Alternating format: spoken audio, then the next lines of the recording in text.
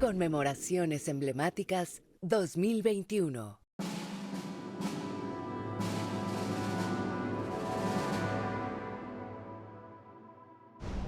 El periodo comprendido entre 1750 y 1821 fue una época crucial que contempló la agonía de la Nueva España y vio nacer al México independiente. El vastísimo virreinato, cuyo territorio abarcaba desde la Alta California y Nuevo México hasta la Capitanía General de Guatemala, era la más rica e importante posesión española en el continente americano.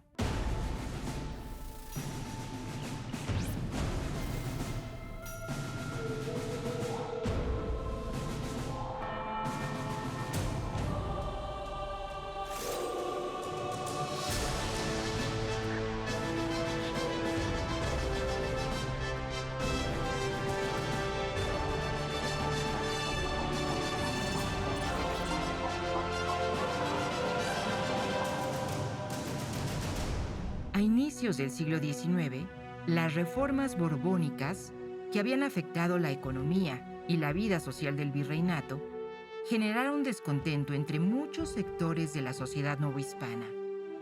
Al mismo tiempo, fue una época compleja para la corona española, que había sufrido la invasión napoleónica.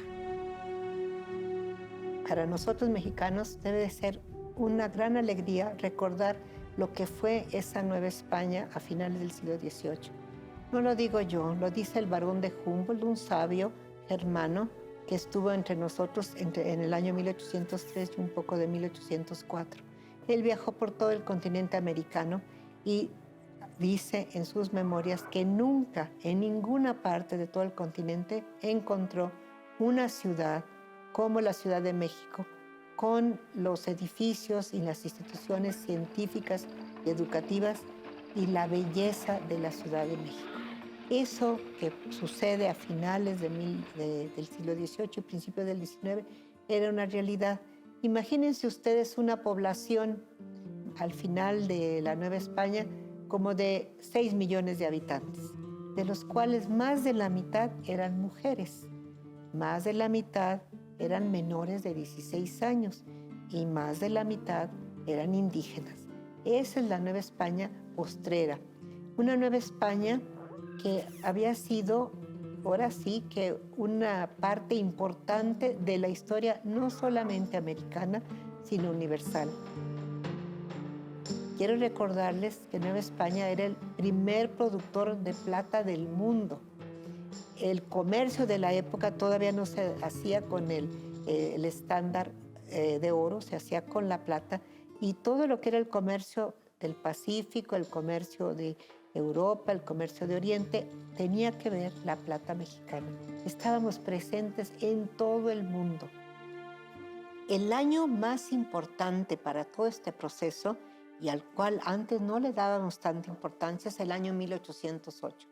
Algo sucede inédito ese año, en casi 3 siglos de existencia de este virreinato, porque por primera vez, en el verano de 1808, tanto el rey Carlos IV como el rey Fernando VII han abdicado. Y no solamente han abdicado el trono, se lo han entregado al emperador francés Napoleón I, que como no puede él reinar directamente porque tiene bastante que hacer en Francia y en todas las conquistas que ha hecho, trae a su hermano de Nápoles, a su hermano mayor, José Bonaparte, y lo establece como rey de España y de Indias, es decir, de toda la América española. Quiero decirles que nadie en la América española aceptó ese reinado. Entonces, ¿qué va a pasar? Que el Ayuntamiento de la Ciudad de México, que así lo declara como cabeza del reino, por ser de la capital del reino, decide que, según las leyes castellanas, porque Nueva España, acuérdense que pertenecía al reino de Castilla, a la corona de Castilla, sus leyes, las 7 partidas que son medievales, dice que cuando falte el rey se haga una junta en lenguaje medieval de los gentiles hombres de la población y que gobierne mientras el rey o es niño y crece, o hay otro, o se cura, o se cubre la falta. Bueno, eso es lo que pide el Ayuntamiento de la Ciudad de México, y pide que se haga una junta de americanos que gobierne mientras no hay rey en España. Se asusta los comerciantes peninsulares, se asusta la Real Audiencia, donde hay varios funcionarios peninsulares, y dicen, si estos americanos hacen su junta, lo que va a seguir va a ser la independencia. Porque también ustedes recordarán que una de las reformas borbónicas, que fue la de 1767, la expulsión de los jesuitas, hace que muchos jesuitas muy preparados y valiosos estén en Europa, por ejemplo en Bolonia, escribiendo, y como están pues con mucha nostalgia de su patria, empiezan a escribir obras que van a tener un impacto, porque ellos precisamente van a fomentar esa idea de patria, y de esa patria mexicana. Clavijero y otros más van a defender a su patria de los ataques de algunos ilustrados en Europa, que habían hablado de como la decadencia del hombre americano, de los animales americanos, por el clima, y ellos van a defender con mucha fuerza y muchos argumentos, ¿verdad? Y eso va a ser conocida. Entonces es todo un movimiento en que la ilustración va a llegar también a Nueva España, y va a haber una ilustración novohispana, pero basada en sus logros, en sus conocimientos, en su literatura, en su ciencia, y eso les va a dar esa fortaleza. Por eso creo yo que al hablar de criollo, quiero volver a insistir que la palabra criollo no significa el contenido que le dio el Porfiriato, que nos hicieron creer que el criollo era hijo de padres peninsulares, nacidos en España peninsular. No, en la época en la que estamos hablando, desde el siglo XVI en adelante, criollo significa criado, nacido, nutrido en la Nueva España.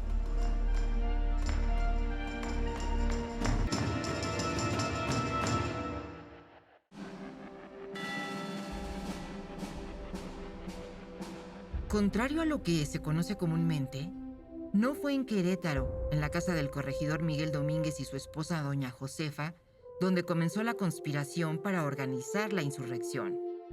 Al menos 2 años antes, Ignacio Allende, en su casa del pueblo de San Miguel, que hoy lleva su nombre, ya había convocado a reuniones que se convirtieron en juntas conspirativas, convenciendo al cura Miguel Hidalgo y otros criollos de unirse a la insurrección. Hablar de un planteamiento de los conspiradores de Querétaro es muy ambicioso. Es importante explicar varias cosas al respecto. La primera de ellas, si bien tenemos la idea de la conspiración de Querétaro como aquella que, al ser descubierta, dio inicio a la insurgencia, es importante destacar que, si bien había juntas en Querétaro, también se celebraban en otras villas, en otras provincias también. Confluían en Querétaro, por ejemplo, personajes como Ignacio Allende, Juan Aldama. Ignacio Allende era líder de la conspiración de San Miguel, y su objetivo era uno mucho más conservador, si se me permite la palabra, usando las palabras de Virginia Guedea. Era un planteamiento de carácter autonomista.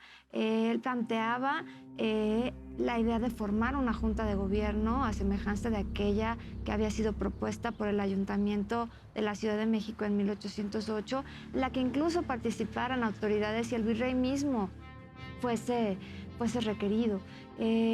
Pero junto a planteamientos como el de Allende, en Querétaro confluían otros de carácter casi opuesto, como ha demostrado Carlos Cerrejón. Por ejemplo, aquel que se adjudica a Epigmenio González, que era un planteamiento, digamos, radical, social, incluso agrario, que hablaba, por lo tanto, de un repartimiento de tierras, incluso de la expulsión de los españoles. Entonces, eso nos deja ver que no había un proyecto u objetivo homogéneo entre los conspiradores que confluían en Querétaro.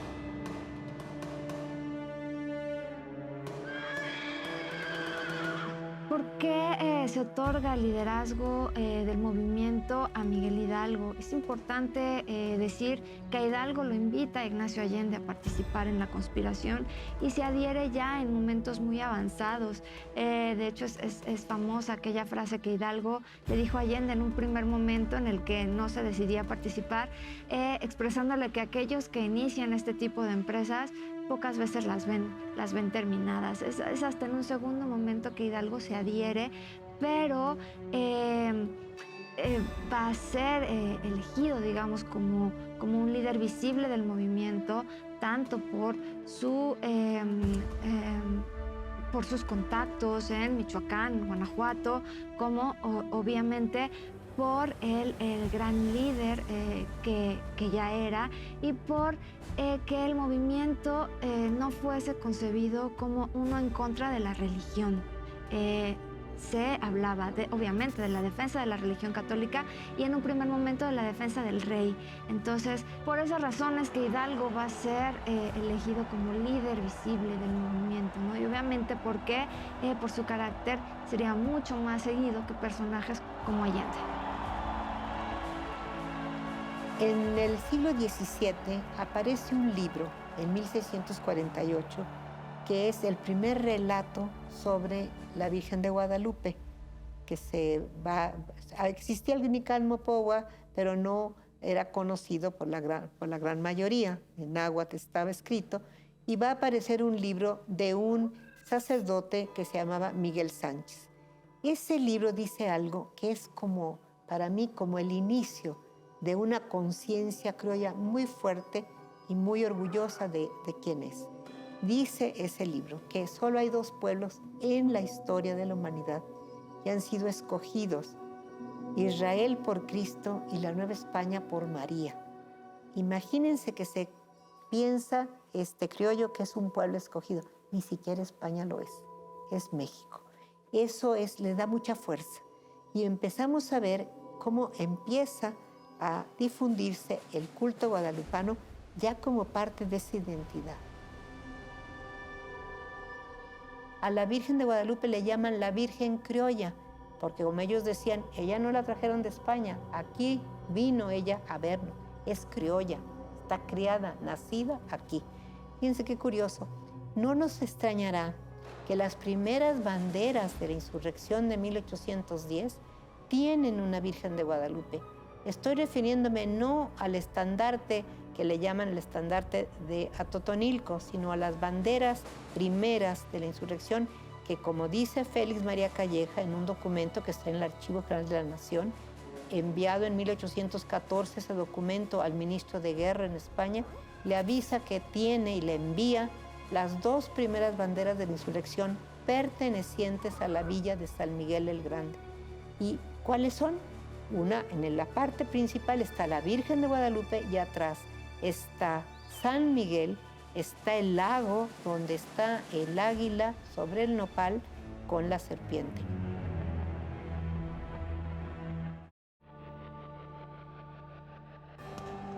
En las semanas siguientes al grito de Dolores, se incorporaron poblaciones enteras de la región minera del Bajío.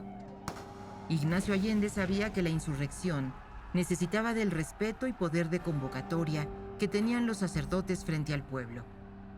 Se trataba de un grupo armado, amorfo y desorganizado, que marchó a la ciudad de Guanajuato tomando la Alhóndiga de Granaditas.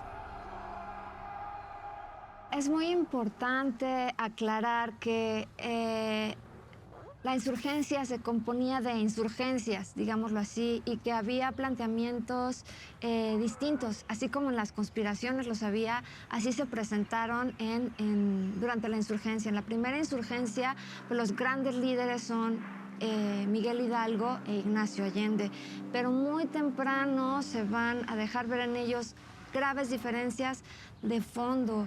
La principal de ellas, precisamente en cuanto al objetivo mismo del movimiento. Allende es un defensor todavía de la figura del rey. Él no rompe con esa figura, no busca una independencia tajante respecto a España y es más defensor de una libertad de los criollos para administrar la Nueva España. Sin embargo, y aunque en un primer momento Hidalgo también expresa que sigue en favor de la figura del rey, muy pronto se decanta por un movimiento mucho más social, de carácter mucho más social y defensor de todos estos sectores que durante todo el periodo colonial habían sido maltratados. Ahí se da una de las grandes escisiones del movimiento insurgente desde su inicio.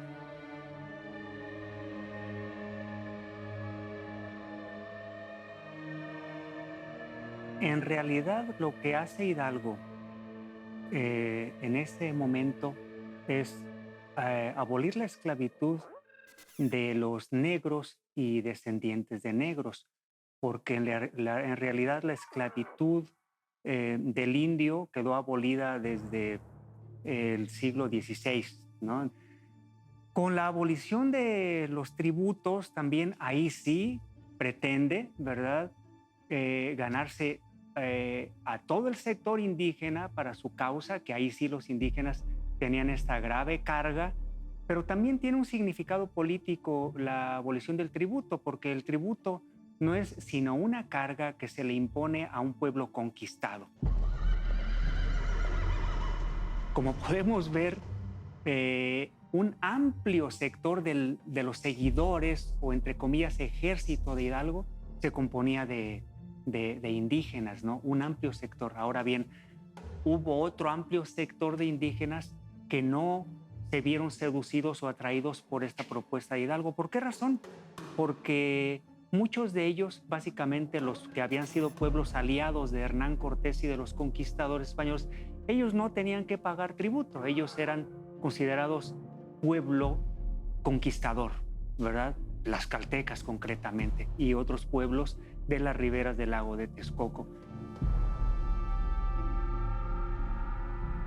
El Plan Calleja revolucionó tanto la composición social como el carácter de las fuerzas defensoras del régimen. Si bien las milicias en Nueva España tenían ciertas restricciones de carácter social anteriores al movimiento, al inicio del movimiento insurgente, el Plan Calleja lo que hace es involucrar a toda la sociedad en la defensa de sus propias poblaciones y establecer un mecanismo de elección de comandantes. Esto va a ser muy importante porque las poblaciones van a involucrarse en su propia defensa, van a ser quienes se encarguen de su propia defensa y va a haber una mucho más nutrida participación de todos los sectores de la población.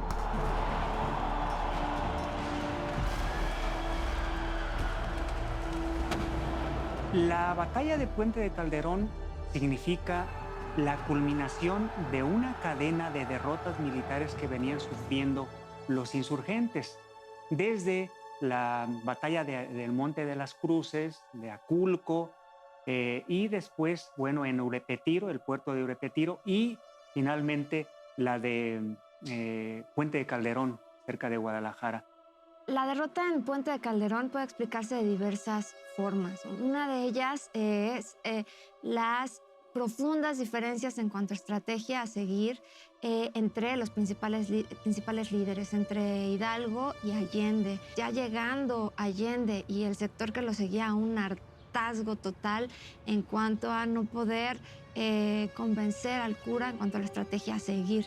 Pero otra explicación, y una muy importante, es la composición de las fuerzas de uno y otro bando. Si vemos bien las cosas, Hidalgo tenía alrededor de 100,000 hombres, ¿verdad?, como parte de su, entre comillas, ejército, mientras que Calleja se calcula que tendría alrededor de 5,000 hombres, ¿verdad? Es sorprendente que Hidalgo haya perdido esa batalla, pero se entiende por dos razones principalmente. Primero, porque ejército que acompañaba a Calleja era un ejército entrenado, disciplinado, de línea, preparado, ¿verdad? Mientras que el, entre comillas, ejército que seguía a Hidalgo era básicamente muy heterogéneo. Es decir, la mayoría no tenían entrenamiento militar, no tenían disciplina militar, no tenían ni siquiera claro el objetivo político que perseguía Hidalgo. Tradicionalmente los historiadores nos hemos ocupado de los caudillos, ¿verdad? De los líderes, de los jefes insurgentes, porque hay una especie de seducción por estudiar al caudillo. Y eso desde antes de que existiese la historia como disciplina, pero también porque era lo que más se vendía, entre comillas. Es decir, la gente estaba ansiosa a principios del siglo XIX, a mediados del siglo XIX orgánico, es decir, a partir de 1821, 1823, por tener su panteón de héroes. Necesitábamos tener nuestros héroes, ¿verdad? Y los héroes tenían que ser esos cabezas de la insurgencia, esos que aunque hayan fracasado como Hidalgo y Allende, ¿verdad? Y hayan muerto en 1811, bueno, le habían dado inicio a la llama insurgente. El concepto de la historia de bronce, que considera que la única participación legítima en los movimientos sociales es el de héroe y heroína. Las heroínas en nuestra guerra de independencia las hay. Por supuesto que hay algunas mujeres heroínas en cualquier movimiento, como que le da sabor al caldo, pero son excepción. Y ser excepción es muy importante, está hablando de que no es la norma ni la posibilidad de hacerlo. Eso es un punto medular que me parece a mí que tenemos que ver y que yo trataré de presentar. Tendríamos básicamente, por un lado, qué actuación tienen las mujeres, pero no podemos nunca, nunca, nunca dejar de lado en qué contexto pueden actuar, porque eso se convierte en un absoluto candado para la interpretación, ¿sí? Por supuesto que las mujeres en estos momentos eran en la independencia, como en todas las guerras a lo largo del 19, participaron haciendo lo que podían. Transportar alimentos, cocinarlos, transportar armas, esconder armas y llevarlas, hacer de espías, transportar correspondencia, transportar mensajes, mentir para poder ayudar a los que estaban llevando una causa. Y por supuesto también había mujeres dentro de la otra causa. Por supuesto, eran dos bandos, no únicamente en uno participaron las mujeres. Es decir, es muy, muy importante no pensar en un hecho histórico únicamente en el momento en que sucede. Historiar no únicamente lo que sucede en los hechos. En este caso ya hemos hablado de que las mujeres de pie participaron como pudieron, contraviniendo un modelo que ellas difícilmente podían llevar a cabo y que participaron como podían y que tenemos poca constancia histórica de ellas, como también tenemos poca constancia histórica de lo que hicieron los hombres de a pie.